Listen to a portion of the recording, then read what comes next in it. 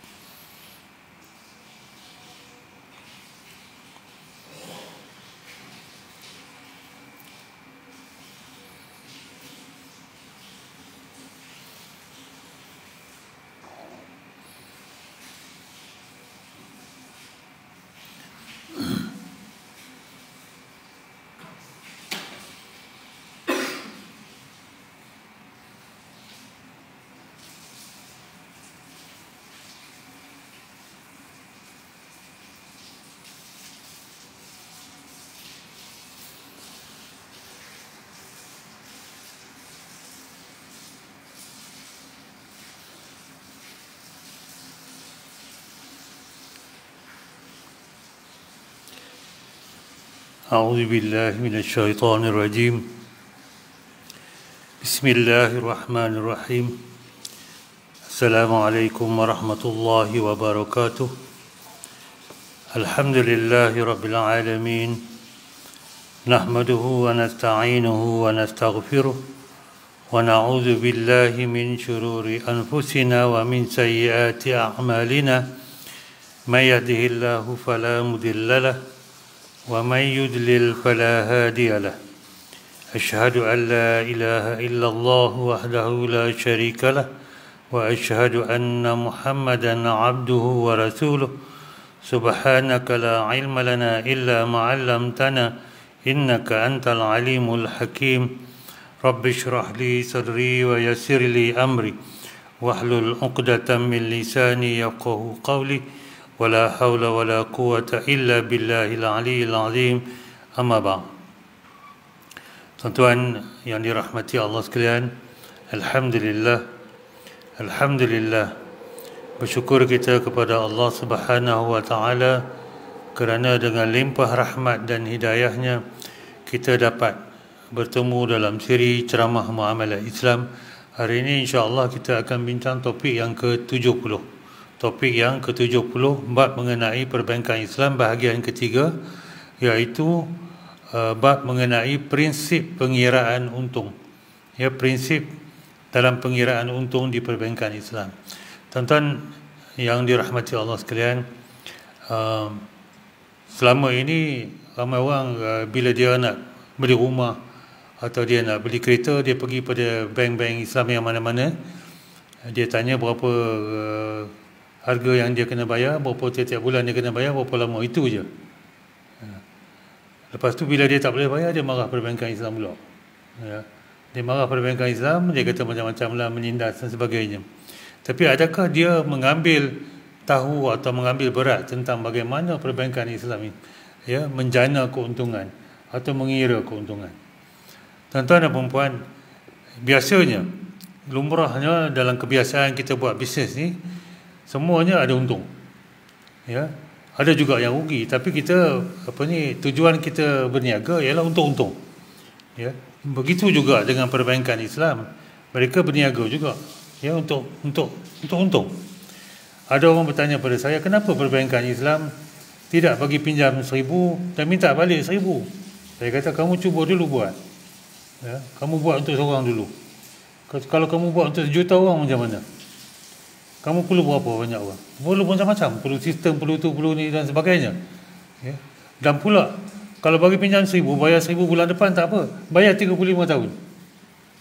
35 tahun. Risiko dia lagi tinggi ke risiko dia lagi rendah? Risiko lagi tinggi. Bila risiko lagi tinggi, kita boleh tambah harga tu. Sebab itulah dalam Islam, apabila kita nak membeli sesuatu berdasarkan hutang, kita boleh tinggikan harga tu. Contohnya, kalau telefon ini RM1,000 secara tunai, dan kita nak jual secara hutang, contohnya bayar 10 kali, kita boleh naikkan dia jadi RM2,000. Dibenarkan. Ya, kadar boleh berubah mengikut tempoh. Tapi nak pinjam wang tak boleh. Sebab wang tak boleh dijual beli dengan kadar yang berbeza. Kecuali pertukaran wang yang berbeza negara. Kalau wang yang sama, contohnya RM1, kita tak boleh bertukar sama ada kita bayar cash atau bayar hutang, kita bayar dengan kadar yang berbeza, tak boleh. Macam tukar duit raya contohnya. Orang tukar duit raya RM100, dia bagi balik RM98. Dia kata RM2 itu service charge. Ada tempat yang boleh charge, ada tempat kebanyakannya tak boleh charge. Itu jadi riba. Dia panggil riba apa? Riba apa tuan-tuan? Riba al-fadal. Riba al-fadal. Ya, pertukaran yang tak sama. Baik, hari ini kita nak bincang, kalau masa yang terhad ini, bagaimana perbankan Islam mengenakan keuntungan kepada pelanggan-pelanggan dia. Tuan-tuan dan puan-puan, adakah dalam Islam ini ada had keuntungan? Pagi-pagi orang tanya saya, ada tak had keuntungan Ustaz? Sebab ada orang kata kalau untung terlalu tinggi, ia menjadi riba. So saya tanya satu soalan. Saya suka tanya soalan dengan soalan. Supaya apa? Kita nak kupas jawapan. So saya tanya balik. Apakah maknanya untung yang tinggi? Apakah maknanya untung yang berlebihan? Ada makna tak? Ada definisi tak? Ada definisi? Tak ada definisi. Kadang-kadang seorang itu tidak mampu membayar tiap-tiap bulan, dia kata untung itu berlebihan, dia kata. Sebab dia tak mampu. Tapi kepada orang lain, orang itu masih mampu. Saya mungkin tak mampu beli Mercedes-Benz. Saja lah kan. BMW. Saya mampu beli Proton saja. X90, X70 saja. Boleh tak saya kata Mercedes tu ambil untung berlebihan? Tak boleh kata. Tak boleh kata. Jadi tak ada satu ukur ataupun kayu ukur mengatakan untung itu terlalu banyak atau terlalu sikit. Tak ada. Tak ada, tuan-tuan. Tiada dalil dalam Al-Quran dan hadis menyentuh had harga atau keuntungan, tetapi terdapat hadis yang memberikan petunjuk sebagai garis panduan. Harga barang telah menjadi mahal di Madinah pada suatu ketika di mana zaman Rasulullah sallallahu alaihi wasallam, maka orang ramai pun berkata, mereka berkata kepada Rasulullah sallallahu alaihi wasallam, "Wahai Rasulullah, harga barang telah menjadi mahal, tetapkan harga untuk kami." Maka jawab Rasulullah sallallahu alaihi wasallam, maksudnya sesungguhnya Allah dialah yang menetapkan harga, yang menyempitkan dan melimpahkan kurniaannya, yang maha memberi rezeki. Sesungguhnya aku berharap untuk bertemu Allah dalam keadaan tiada seorang pun dalam kalangan kamu yang menuntut daripadaku haknya yang dizalimi, sama ada pada darah atau harta. Rasulullah itu pada masa itu adalah seorang pemimpin negara. Beliau menolak untuk membuat dasar penetapan harga walaupun paras harga di Madinah tiba-tiba naik. Apakah pengajaran hadis ini? Tuan-tuan, di negara kita ada kerajaan yang menetapkan harga sesuatu barang. Contohnya harga minyak, harga tepung, harga gula dan sebagainya. Tapi Nabi tak buat. Kenapa kita buat? Ulama kata dalam sesetengah keadaan kerajaan boleh menetapkan harga. Dipanggil tas'ir. Tapi apakah pengajaran hadis ini?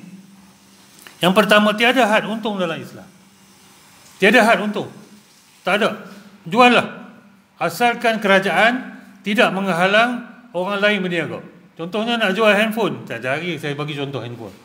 iPhone lah. Ni iPhone lama ni. iPhone 12. Kerajaan kata kamu seorang saja boleh jual. Itu tak boleh. Ya, dia kena, berapa orang nak jual, jual lah. Dia nak jual Samsung, jual lah.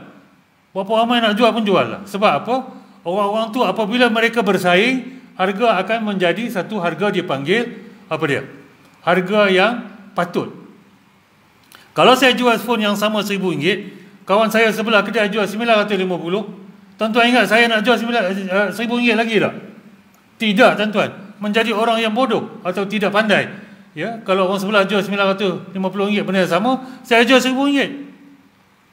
Jadi saya akan kurangkan ke RM950. Dia kurang RM940 juga. Saya nak buat apa? Saya kata kalau saya kurang RM940, susah nak ambil untung, nak bayar pekedai semua, nak bayar pekerja semua. Saya bagi free pula. Saya bagi headphone free. Saya bagi itu free dan sebagainya. Nampak tak? Itu kita panggil persaingan yang bebas. Itulah Nabi nak bagi tahu kita bahawa kita kena bersaing yang bebas, jual apa saja pun. Dan inflasi juga terjadi di zaman Rasulullah SAW. Orang kata kalau pakai duit emas harga barang tak naik. Nah, hadis sahih. Hadis sahih kata harga barang naik. Dan ada riwayat mengatakan itu adalah apa dia? Musim kemarau. Musim kemarau barang tak cukup. Maka apabila barang tak cukup, permintaan sama, maka apa jadi? Harga akan naik. Dan had untung adalah dilarang kecuali dalam keadaan tertentu. Baik. Apakah realiti risiko keuntungan? Kalau kita nak jual sesuatu benda, kita nak tetapkan keuntungan, lagi lama tempoh hutang itu, lagi tinggi risiko kegagalan bayar hutang. Ya, kalau tuan-tuan bagi pinjam orang tu RM1,000, ujung bulan ni dia nak bayar, risiko rendah. Tapi kalau kita kata bagi RM1,000, bayar 10 bulan, risiko dia tinggi, betul tak? Risiko dia lagi tinggi. Lagi lama kita bagi tempoh untuk dia bayar hutang, lagi tinggi risiko dia tak bayar hutang. Lagi tinggi risiko bayar hutang, lagi tinggi risiko kerugian. Maksudnya lagi tinggi risikonya, maka lagi tinggi risiko kita akan mengalami kerugian. Lagi tinggi risiko bayar hutang, lagi tinggi kos. Kos lagi tinggi lah.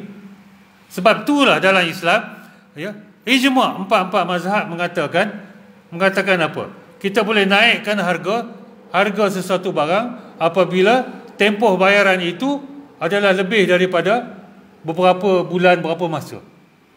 Contohnya harga cash RM1,000. Kalau kamu nak beli harga hutang 5 bulan RM2,000. Sebab kita letak elemen risiko dalam tu. Tapi duit tak boleh macam tu. Duit tak boleh macam tu. Baik. Saya ambil contoh nasi lemak. Ya, saya pagi-pagi kadang-kadang beli nasi lemak, saya berbangga dengan orang masih jual nasi lemak pakai daun pisang. Susah nak dapat ada daun pisang, tuan-tuan. Ya, saya tak tahulah kenapa saya suka sangat makan nasi lemak yang ada daun pisang. Mungkin rasa lain kot. Bukan saya makan daun pisang tu boleh makan, ya, tapi tak makanlah daun pisang. Apakah kos dalam nasi lemak ni? Beras. Ya, bagi saya 20 sen. Saya tanya seorang, kalau buat kenduri, saya tanya, berapa orang yang boleh makan satu gantang beras, 1 kilo beras, maaf. Dia kata 20 orang. 20 orang. Saya tengok bajet. Saya bila buat kenduri, saya tanya bajet-bajet. Saya nak tahu satu kepala berapa je. Saya nak tahu macam mana kos dia. Dia kata untuk 1 kilo 20 orang boleh makan. Kalau 20 orang, 1 kilo berapa beras? 1 kilo RM2.50, RM3 kan, macam tu kan. Jadi kalau 20 orang berapa? Tak sampai 15 sen pun. Belum kira kos nak masak. Telur, kalau letak telur. Sekarang nasi lemak letak setengah telur, tak ada tuan-tuan, suku je. Itu pun kadang-kadang dia telur merah tu jatuh ke mana tak jumpa dah. Betul tak? Maknanya telur merah dia tak jumpa dah. Dia duk cong cepat-cepat. Kemudian sambal. Sambal kalau bubur apa tu ikan bilis mahal sikit. Dia kira yang ikan bilis. Dan kos-kos lain. Kalau tuan-tuan campur semua, tuan-tuan, dia jual RM2, setengah RM2. Untung dia 250 ke 300%. Adakah kita nak maki ataupun nak marah orang jual nasi lemak? Kamu ambil untung tinggi sangat? 300%, 200%? Tak ada, kita terima. Sebab apa? Tiada had keuntungan dalam Islam. Baik. Kita pergi kepada perbankan pula. Sebab ramai orang tanya, macam mana ni? Bila OPR naik, tapi punya angsuran naik. Itu dah riba, dia kata. Betul tak? Orang selalu tanya. Terutama sekali masa PKP dan sebagainya, baru orang terasa. Lazimnya kadar harga atau untung sesuatu barang tidak ditetapkan. Contoh, bukan barang kawalan seperti sayur-sayuran, barang kawalan seperti sayur-sayuran, kereta, rumah, motosikal, barang runcit yang lain, tak ada siapa kawal harga. Ikut suka. Ada juga harga yang ditetapkan. Seperti barang makanan seperti tepung dan gula, atau barang bukan makanan seperti petrol dan gas masak.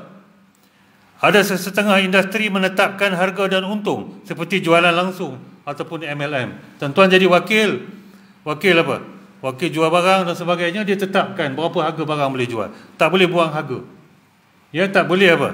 Tak boleh buang harga dan sebagainya. Tak boleh buat macam tu. Kalau buang harga macam tu, dia kata kita melanggar kontrak, kita jadi wakil benda tu. Tetapi dalam perbankan Islam, bank negara telah menetapkan dipanggil kadar keuntungan asas. Kadar keuntungan asas atau kadar asas standard untuk pembiayaan ditentukan oleh bank negara, tetapi tidak ditentukan kadar kepada pelanggan. Contohnya, bank negara kata kadar asas adalah 2%. Kamu nak charge berapa pada customer, kamu punya pasal. Faham ya? Maksudnya minimal kamu boleh charge keuntungan 2%. Kamu nak charge 3.7%, 3.5%, ikut suka kamu. Bank pula mereka bersaing antara satu sama lain. Orang tanya, tapi Ustaz, sama aja macam perbankan Islam, macam perbankan konvensional. Saya kata, perbankan Islam memang tak ada riba. Dia tak pakai akad pinjaman. Tak pakai akad pinjaman. Adakah akad pinjaman itu haram? Tidak sama sekali. Yang haramnya kamu buat keuntungan atau ambil manfaat daripada akad pinjaman. Bayangkan perbankan Islam tak boleh buat untung kalau dia pakai akad pinjaman. Berapa lama dia nak bertahan, tuan-tuan? Berapa lama dia nak bertahan? Maka Islam, dalam Islam ni tuan-tuan dan puan-puan, ada berbagai jenis akad yang kita boleh buat keuntungan. Sebab tu kategori pinjaman dalam Islam dipanggil kategori tabaruk. Tabaruk. Dia panggil kategori apa? Kategori tolong-menolong. Kategori tolong-menolong. Apabila kamu bagi pinjam RM100, kamu tak boleh ambil manfaat ke atas pinjaman itu. Sebab kalau kita bagi pinjam dekat orang, memang dia susah pun. Memang dia susah pun. Macam-macam soalan saya terima, orang nak twist sana twist sini nak buat keuntungan dengan pinjaman. Boleh tak macam tu? Boleh tak macam ni? Saya kata boleh satu je. Kalau kamu nak bagi dia pinjam, kamu bawa kereta, kamu boleh charge minyak. Boleh charge minyak. Tapi pinjam sekarang, kamu pergi pinjam kat kawan, kamu bawa kereta pergi kat dia bagi duit ke? Atau kamu tekan kat rumah saja dekat pakai internet? Jawab. Ataupun pakai handphone, nyet saja. Tuan nyet. Berapa kamu nak pinjam? 100. Buka QR code kamu. Contoh je habis cerita. Mana kosnya? Tak ada kos. Walaupun ada kos yang amat sedikit. Jadi kalau kamu nak bagi pinjam, kamu redha kos kamu dapat pahala. Selagi dia tak bayar, kamu redha, kamu dapat pahala. Itu akad pinjaman. Maka kalau tak boleh guna akad pinjaman, macam mana perbankan Islam nak untung? Maka mereka menggunakan kaedah-kaedah lain. A'udzubillahi minasyaitonirrajim. Wa halallahu al-bai' wa harrama ar-riba. Sadaqallahul azim. Ayat surah Al-Baqarah ayat 275. Maksudnya Allah halalkan jual beli, Allah haramkan riba. Allah haramkan riba. Maka mereka menggunakan akad jual beli. Akad jual beli yang macam mana? Saya ambil contoh yang mudah. Saya beli phone je. Tiap-tiap hari saya cakap pasal phone. Sebab apa? Ramai orang setahun sekali nak tukar phone. Saya 7 tahun sampai phone tak pecah lagi, saya pakai lagi. Asal boleh pakai sampai mak pula. Sampai isteri pun marah. Apa abang, phone ni kecil sangat duk tengok ni. Lah ni phone besar pun tengok macam tu juga. Beli juga phone. Tapi kalau saya beli cash RM1,000, ya, pekedai berhak, ya, cas saya RM1,500 kalau saya nak hutang 3 bulan. Berhak. Kalau saya beli direct. Faham tuan-tuan? Saya beli direct kat kedai, dia berhak letak RM1,500. Baik. Kadar OPR, bulan lepas orang tanya pasal OPR. Bukan operah, oper. Kadar OPR ditentukan oleh Jawatan Kuasa Dasar Monetary ataupun Monetary Policy Committee Bank Negara yang bertanggungjawab kepada polisi monetary negara untuk mengawal inflasi dan menyokong pertumbuhan ekonomi. Bank negara bertanggungjawab dan berkuasa penuh ke atas penetapan polisi monetary dan tidak dipengaruhi oleh kuasa eksekutif. Walaupun gaji mereka dibayar oleh kerajaan, gaji mufti dibayar oleh kerajaan, gaji jabatan agama dibayar oleh kerajaan, mereka tidak bertanggungjawab menjawab kepada kerajaan. Tidak bertanggungjawab. Kerajaan tak boleh kata, kamu kena buat macam ni, tak boleh. Kamu kena tetapkan macam ni, tak boleh. Di Turki contohnya, ya, Presiden Erdogan, walaupun kita hormati dia, dia membuat satu kesalahan. Dia pergi bagi tahu bank negara dia, central bank dia, ya, suruh turunkan OPR. Terus orang semua lari. Sebab dia kata kuasa eksekutif dah kacau dah. Ya, polisi monetary. Apa dia polisi monetary, tuan-tuan? Saya tak nak beletir banyak panjang macam ni. Dia senang aja macam ni. Polisi monetary ialah menentukan berapa banyak duit dalam kitaran. Berapa banyak duit dalam kitaran. Lagi banyak duit dalam kitaran, harga akan naik. Tuan-tuan tengok dah dulu masa PKP, kerajaan benarkan keluar berapa ribu? 10,000 daripada apa? EPR. Berapa kali? 2 kali. Kenapa kerajaan saya bukan sokong kerajaan, tak sokong kerajaan. Saya nak bagi tahu kesannya. Kita buat polisi, sama ada polisi kita panggil polisi bagi suka ke, polisi politik dan sebagainya. Kesannya macam mana? Tuan-tuan, orang tu tak pernah dapat 10,000 segedebu. Tahu segedebu? Ya, dia dah dapat gaji 2,500, 2,000, dia dapat 10,000 segedebu aja. Dia buat apa, tuan-tuan? Dia simpan dia. Ramai orang beli kereta, tuan-tuan. Bayar down payment 10,000, bayar down payment 8,000, pergi beli handphone baru. Apa jadi bila duit ada dalam kitaran, duit banyak, maka orang start membeli. Maksudnya permintaan akan meningkat. Bila permintaan meningkat, apa jadi? Harga barang pun naik. Harga barang pun naik. Kecuali barang-barang kawalan. Tapi berapa banyak ada barang kawalan? OT sikit-sikit dah naik juga. Tuan-tuan, yang kawannya roti putih, saya jangan makan roti putih. Nasihat sikit, betul tak? Bukan nasihat, nak sihat. Faham tak? Nasihat sikit. Jadi polisi monetary ini ataupun monetary policy committee ini, dia tengok, dia buat kajian tiap-tiap 2 bulan sekali, dia cek harga barang berapa, permintaan berapa. Bukan saja permintaan naik, barang naik. Contohnya perang di Ukraine. Ukraine adalah antara negara pengeksport tepung gandum yang paling besar di dunia. Apabila tepung gandum tidak dapat diekspor ataupun gandum tidak dapat diekspor, maka akan kekurangan apa dia? Bekalan gandum. Bila kurang bekalan gandum, permintaan sama atau naik, maka harga akan naik. Roti canai naik, roti canai naik tak pernah turun balik dah. Betul tak? Harga apa? Harga roti naik tak turun dah. Itu masalah kenaikan harga barang. Bila dia naik, dia susah nak turun. Orang kata harga tepung dah turun, kenapa tak turun? Itulah masalah dia. Itulah masalah dia. Ya, baik. Jadi komiti ini menentukan, ya, adakah kena ada government intervention dalam menentukan kadar harga. So mereka tengok kadar inflasi. Mereka tengok kadar inflasi daripada geng Rafizi dan sebagainya. Dia tengok data-data tu. Bila dia tengok data-data tu, mereka akan buat keputusan.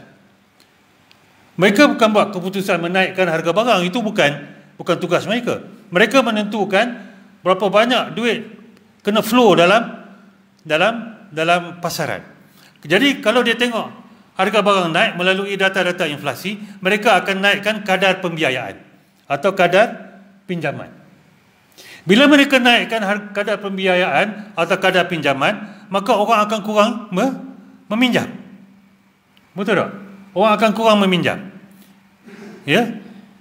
Maka orang akan lebih banyak menyimpan. Itu harapan mereka lah. Orang akan lebih banyak menyimpan. Dan bila kadar pembiayaan naik, ansuran pembiayaan pun naik. Orang tu bayar 1,200, dia bayar 1,300. Apalah ustaz, ini bukan riba kan? Sabar, saya akan cerita. Bila dia naik pembiayaan, kadar pembiayaan naik melalui OPR, maka kadar orang yang menggunakan kadar terapung akan naik. Dan dia akan bayar lebih setiap bulan ansuran. Bila dia bayar lebih kepada pinjaman, maka dia ada kurang duit untuk belanja kat luar. Maka bila dia akan ada duit berkurangan, dia kurang belanja kat luar, maka permintaan barang akan turun, harga hopefully insya-Allah akan turun. Macam tu. Nampak tak? Complicatednya benda ni. Complicated. Kalau saya nak terangkan OPR saja, senang saja. 2 slide habis cerita. Tapi tuan-tuan kena faham dari mana datangnya. Jadi kerajaan tak boleh kata kepada Monetary Policy Committee ini turunkan OPR, naikkan OPR, tak boleh cakap. Itu bukan tugas kerajaan. Walaupun Monetary Policy Committee kebanyakannya daripada bank negara dan 3-4 orang daripada pakar-pakar luar. Ya, baik. Jadi apabila OPR turun, dia tengok alamak, permintaan lemah. maka harga barang duk turun. Bila harga barang duk turun, apa jadi? Bisnes pun jadi lembat. Apa bisnes jadi lembat? Kedai tutup banyak, bisnes tutup banyak, maka cukai pada kerajaan pun kurang. Nampak tak? Dia nak menentukan OPR ini, dia is a balancing act, very balancing act. Jadi apabila mereka menentukan kadar OPR turun, maka kadar pinjaman dan pembiayaan turun. Bila turun, lagi suka orang buat, orang kata apa? Pinjaman dan pembiayaan. Bisnes pun suka ambil pinjaman dan pembiayaan untuk expand dia punya bisnes. Nampak tak? Dan orang tak nak simpan. Kenapa? Dia kadar deposit turun. Kadar deposit turun. Nampak tak? Dia ada efek macam tu. Mereka harapkan efeknya macam tu lah. Kalau dalam konvensional dia panggil interest rate policy. Interest rate policy. Tapi secara generalnya dipanggil di Malaysia OPR. Apa dia OPR? Overnight Policy Rate. Pertumbuhan ekonomi lembat kalau OPR diturunkan apabila pertumbuhan ekonomi lembat. Di Jepun dia turun sampai 0%, tuan-tuan. Ada sekali diturun sampai minus 0.1%. Apa ni OPR jadi minus? Maksudnya kalau orang simpan duit dia kena bayar. Orang simpan duit dia kena bayar. Faham tak? Dia kena bayar lah. Itu maksud dia macam tu. Maksudnya kalau tuan-tuan pakai wang fiat, kita boleh kontrol inflasi. Kalau pakai emas tak boleh kontrol. Itu panjang lebar cerita perbincangan dia. Sebab apa? Kerajaan boleh kontrol dia punya kadar sendiri. Emas boleh kontrol? Tak boleh. Emas dikontrol oleh LBMA, LMBA ke LBMA. Kerajaan tak ada kontrol harga emas. Walaupun ada orang dakwa dia simpan 31 tan, itu cerita lain lah. Kerajaan ada 38 tan emas, dia simpan 31. Tahu siapa dia kan? You tuan-tuan semua tak baca. Ada orang yang setuju pun dia baca lah. Baik. Jadi OPR lebih rendah bermakna kos pinjaman atau pembiayaan deposit ia adalah rendah. Bila ansuran berkurangan, rakyat berbelanja lebih. Contohnya, bayar 1,300, OPR turun. Dia bayar 1,200 je. 100 dia ada ekstra. Jaranglah orang macam kita ni nak simpan lebih 100. Ada lebih. Kalau dia ada 3 pembiayaan, dia mungkin ada duit 300 lebih. Dia buat apa? 300 lebih. Jom makan menate ni. Macam menate? Menate Wagyu. Dulu tak pernah makan. Wagyu GTR burger, smoky. Smoky hikori, smoky burger. Saya cakap sebab saya makan kadang-kadang. Tak makan ramli dah. Tak makan ramli. Makan Arab punya burger pula. Itulah lumrah kita ni. Bila duit lebih kita belanja, duit kurang kita kurang belanja. Macam mana kerajaan nak buat macam tu? Kerajaan kontrol OPR. Baik. Apabila OPR dinaikkan, ekonomi masa tu ekonomi terlalu panas. Terlalu panas macam mana? Permintaan meninggi, orang gaji banyak dan sebagainya. Sebab bisnes bagus, orang gaji banyak. Orang gaji banyak, orang dapat bonus banyak. Hujung tahun ni macam tuan-tuan mestilah dapat bonus senyum semua. Bila dapat orang semua dapat bonus, gaji naik dan sebagainya, apa jadi? Permintaan barang pun naik. Automatik. Sebab tu orang duk menjerit nak gaji tinggi, produktiviti rendah, jadi masalah harga barang akan naik cepat. Harga barang akan naik cepat. Jadi patut dikawal melalui OPR. Permintaan barangan dan perkhidmatan dalam ekonomi lebih daripada bekalan. Harga terus meningkat tak terkawal. Naik kos sara hidup dan perniagaan. Kerajaan kena kawal, bukan kos sara hidup. Orang nak buat bisnes tak boleh. Harga barang naik, harga supply, harga barang mentah pun naik. Baik. OPR yang lebih tinggi bermakna kos pembiayaan lebih tinggi, kurang berhutang, kurang berbelanja, kurang kecairan dalam pasaran, mengurangkan permintaan, bantu kurangkan harga atau jadikan harga lebih stabil, permintaan lebih sejajar dalam bekalan dan harga akan meningkat dengan lebih perlahan. Kadar deposit naik, rakyat tambah simpanan. Jaranglah orang nak tengok kadar deposit naik. Orang tak tengok dah, dia tengok berapa dalam bank je. Sebab apa? Kalau tuan-tuan simpan dalam perbankan Islam, terutama sekali akaun simpanan ataupun akaun pelaburan, mana ada tuan-tuan nak tengok berapa banyak nak dapat untung, sebab dia pakai akad pinjaman. Tuan-tuan simpan duit dalam bank tu, maksudnya tuan-tuan bagi pinjaman kepada bank tu. Dia pakai akad qard, dia panggil. Qard tu maksudnya akad pinjaman. Jadi berdasarkan akad pinjaman tak boleh dapat untung, tak boleh janji untung. Baik. Jadi kalau tengok di sini tuan-tuan, kejap lagi saya kena bangun tunjuk graf-graf macam ni. Graf yang orange tu ialah OPR. Graf yang biru itu adalah kadar inflasi atau dipanggil CPI, Consumer Price Index. Ya, tuan-tuan nampak tak? Ya, kadar OPR itu mengikut rentak inflasi. Naik inflasi, naik apa? Naik OPR. Turun inflasi, turun OPR. Ya, itu kadar 20 tahun yang lalu. Tapi tahu tak tuan-tuan dan puan-puan, ya, masa Global Financial Crisis 2008, maka diturunkan OPR. Kenapa turun OPR? Ekonomi lembab. Jadi kerajaan nak merancakkan ekonomi, turunkan OPR, ya, orang ada banyak duit dalam poket, ya, mereka berbelanja. Dan bila kadar pembiayaan rendah, orang pinjam lagi, orang buat pembiayaan lagi. Tapi masa tu harga barang pun turun, orang pun tak ada duit, ramai orang hilang kerja, susah, dia kena balance lah. Saya tahun 1998 nak beli rumah, kalau harga rumah turun, tapi duit pun tak ada. Orang kata harga rumah tak pernah turun tuan-tuan, tahun 1998. Harga kereta semua turun. Sebab krisis ekonomi, orang tak ada duit, orang nak jual. Bila orang nak jual, kita pun tak ada duit nak beli. Dan masa pandemik, nampak tak? Yang belah kanan tu, ada line dot-dot tu. Bila jadi pandemik, kerajaan turunkan OPR sampai 1.75%. 7, dia turun jadi macam tu. Jadi kadar sekarang 3% OPR tak sama macam sebelum pandemik lagi 3.25%. Baik, itu kadar asas.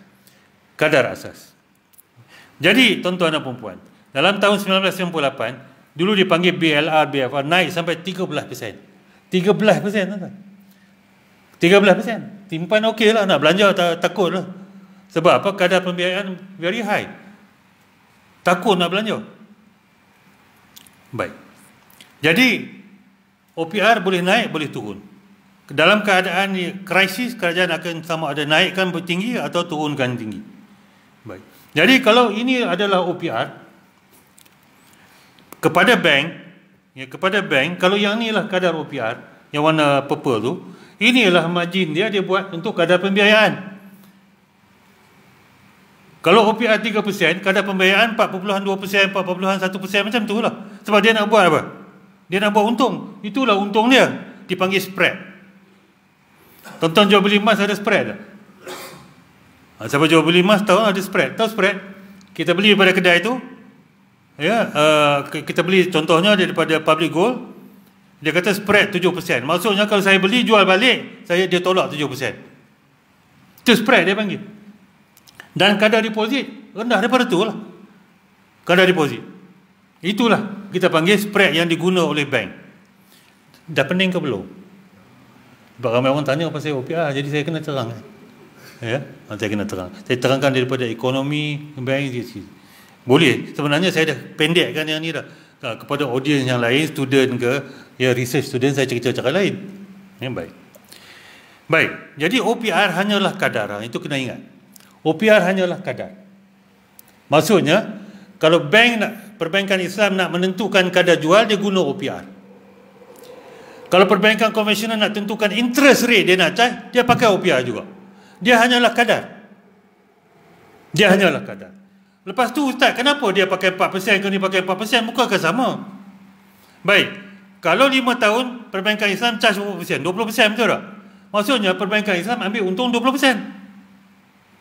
Kalau dia kata dia ambil untung 20%, banding dengan perbankan komersial 4%, orang biasa macam Muhammad Rahim yang kita ni kata, oi, mahalnya perbankan Islam 20%. Wah, sama aja tiap tahun. Dia mana tahu OPR ke, OPR ke, dia tahu berapa banyak nak bayar aja. Jadi, dia pakai kadar yang sama, dia tunjuk macam yang sama, tapi akad berlainan.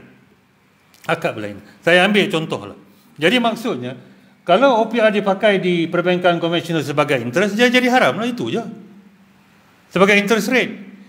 Tapi perbankan Islam diguna sebagai profit rate. Kadar jual beli, kadar sewa dan sebagainya. Itu halal. Kalau saya pakai macam ni, saya kata, tuan nak beli phone ni, saya pakai OPR. Ya? OPR berapa? OPR sekarang 3%. Saya charge 4.5%. Kalau 5 bulan, 22.5% untung. Okey je. Saya jual pada dia untung 22.5%. Nampak tak? Okey je. Ada apa masalah? Masalah tak ada. Lainlah kalau saya bagi duit kat dia, saya kata, saya pinjam kat kamu 1,000, Saya cas ikut OPR, kamu bayar. Itu haram lah sebab barang ribawi. Nampak tak? Dua-dua orang pakai kadar yang sama.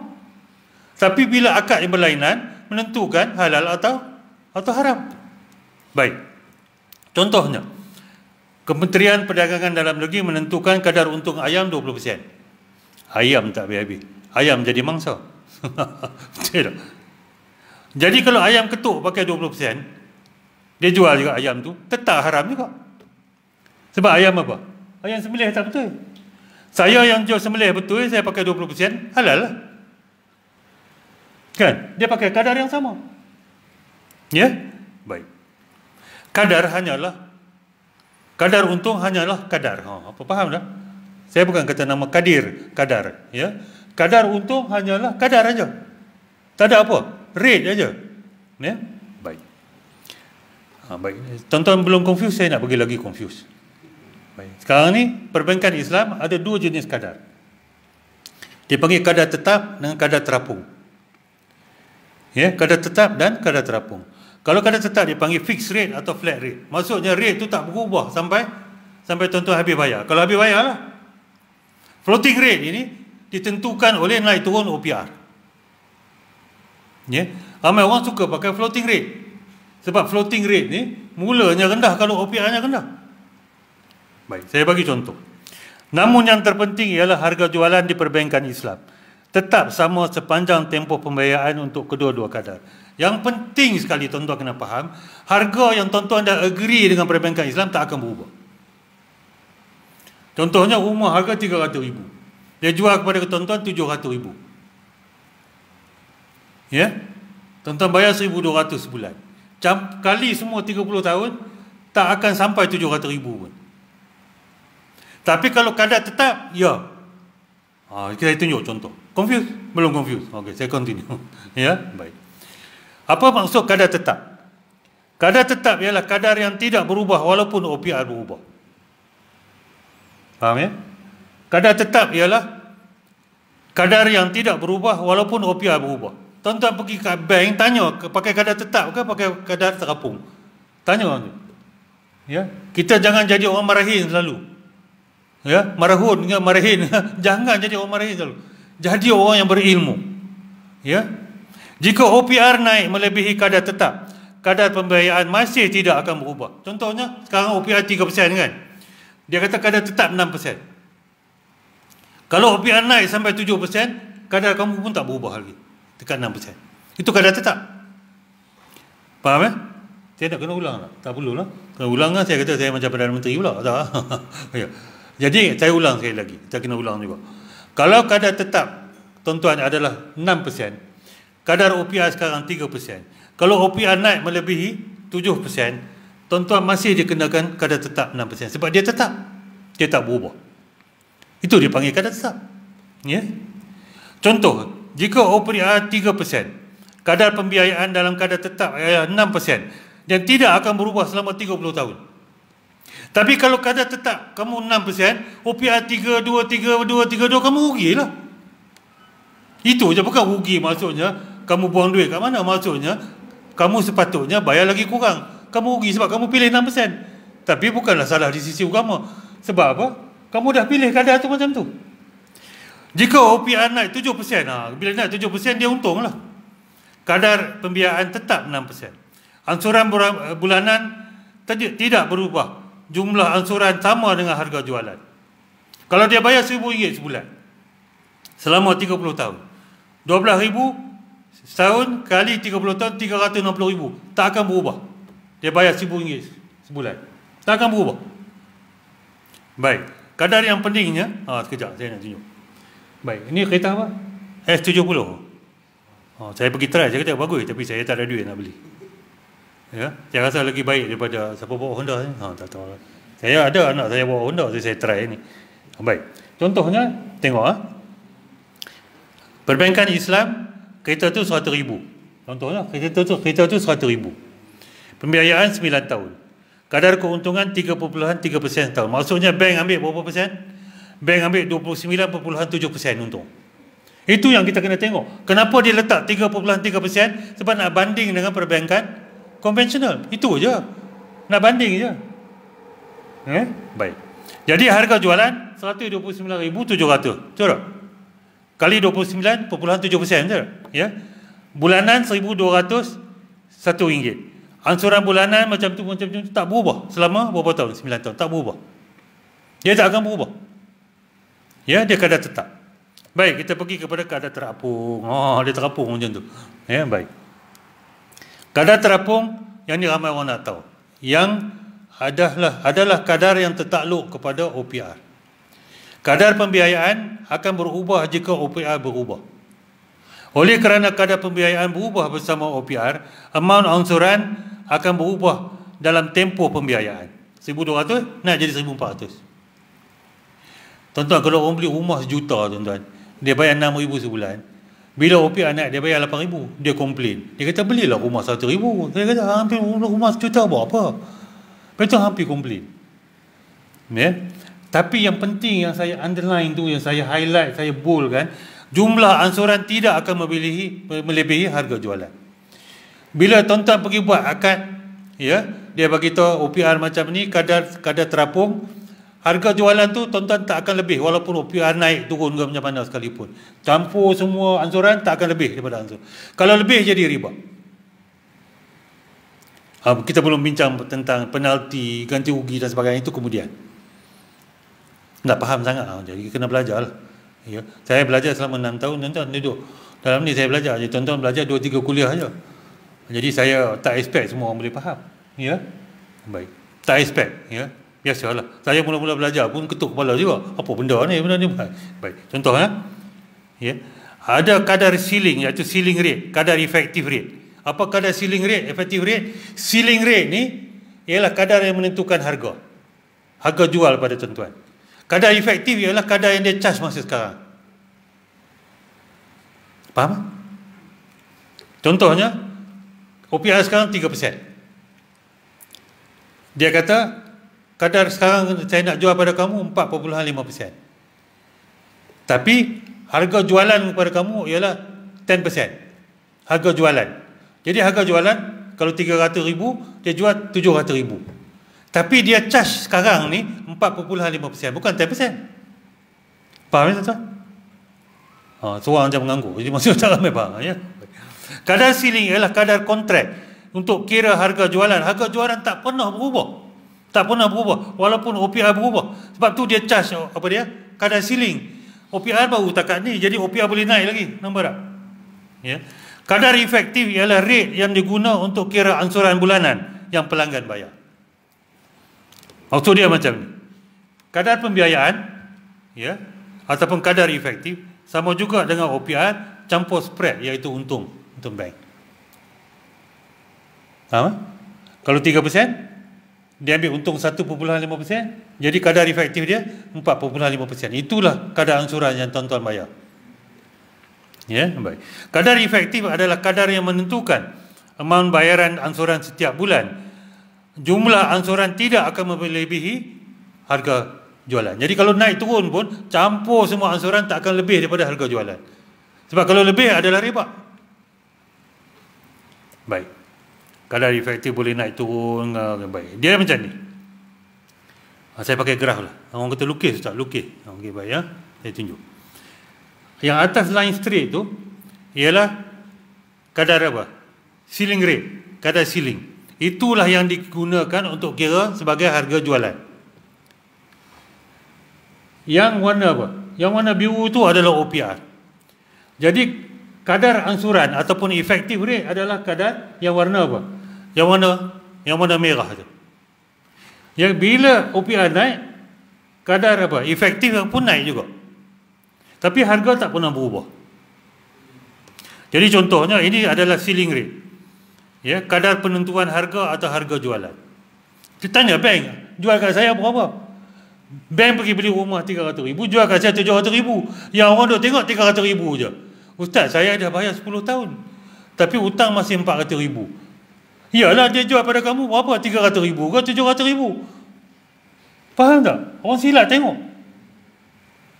Orang silap tak, kenapa saya bayar 10 tahun daripada 30 tahun? Saya punya balance, ya, balance 400,000, wahal harga rumah 300,000. Dak, harga jual kat kamu berapa? Yang tu pun tak tahu, dia pergi tanya saja. Pasal nak beli dia seronok. Bila naik OPR dia jadi gundah gulana. Jadi yang tu kadar OPR yang bawah sekali. Yang ni adalah kadar efektif. Kadar efektif ialah kadar yang dia guna untuk bayar ansuran. Baik. Ya, yang nombor satu tu adalah keuntungan bank. Ya. Baik. Apa jadi kalau OPR macam ni selamanya? Maksudnya bank akan bagi rebate yang nombor 2 tu. Bank akan bayar balik. Bukan bayar balik. Bank kata tak bayar-bayar dah. Rebate. Tak rebate. Contohnya, harga rumah 300,000. Jual pada kamu 700,000. Bayar tiap-tiap bulan 1,200. Selama 30 tahun. Ya? Baik. Contohnya, OPR tak berubah 30 tahun. Terpelik lah, tapi saja nak bagi contoh. Ya?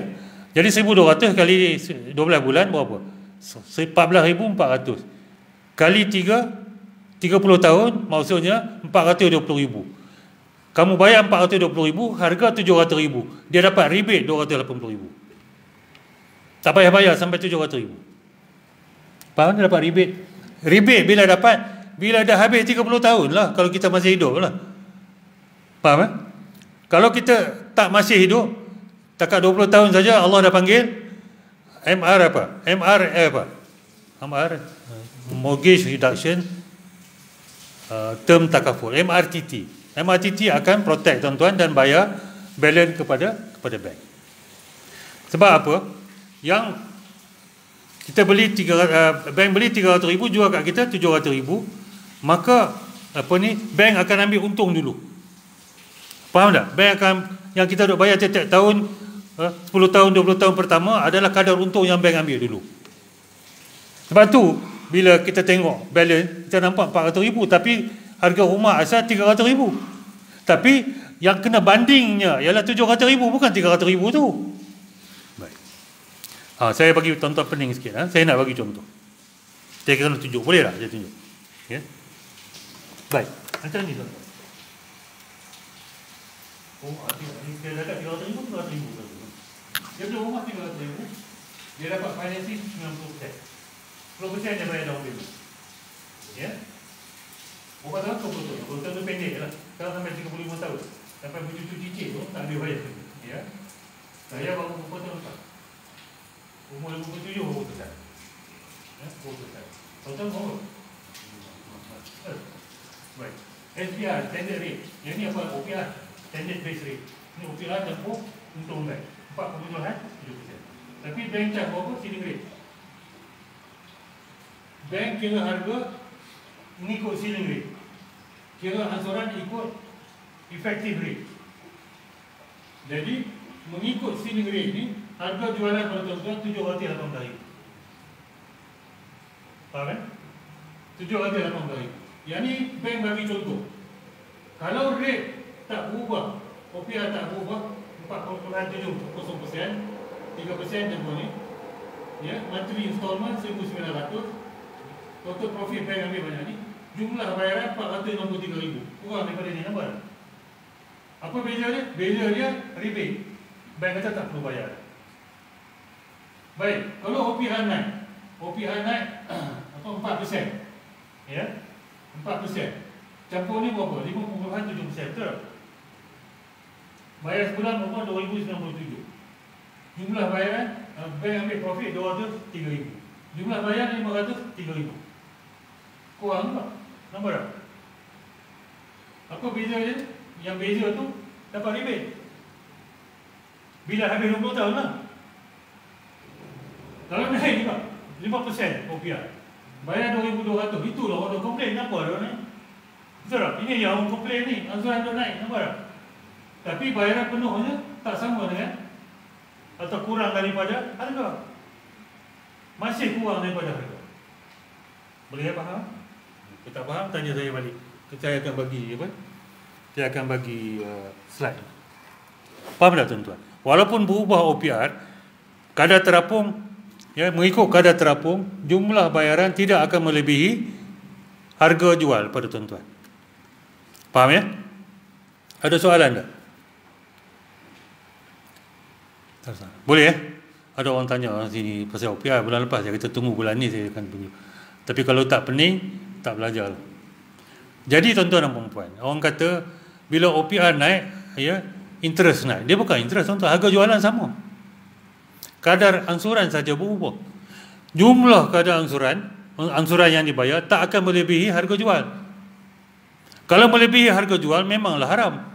Betul tak tuan-tuan? Dia tak akan lebih, nombor naik macam mana pun dia tak lebih. Ya, baik. Itu saja tuan-tuan dan puan-puan. Yang baik daripada Allah Subhanahu Wa Taala, yang buruk daripada saya sendiri kita sudahi dengan tasbih kafarah, soal azan dan sedikit doa. Subhanakallah wa bihamdika asyhadu an la ilaha illa anta astaghfiruka wa atubu.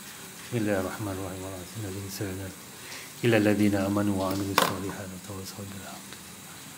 A'udzu billahi minasyaitonir rajim. Bismillahirrahmanirrahim. Alhamdulillahi rabbil alamin wassalatu wassalamu ala asyrafil anbiya'i wal mursalin سيدنا محمد وعلى آله وصحبه أجمعين. اللهم إنا نسألك علما نافعا ورزقا طيبا وعملا متقبلا. ربنا آتنا في الدنيا حسنة وفي الآخرة حسنة وقنا عذاب النار. وصلى الله على سيدنا محمد وعلى آله وصحبه أجمعين والحمد لله رب العالمين والله أعلم. بالله التوفيق والهداية والسلام عليكم ورحمة الله وبركاته.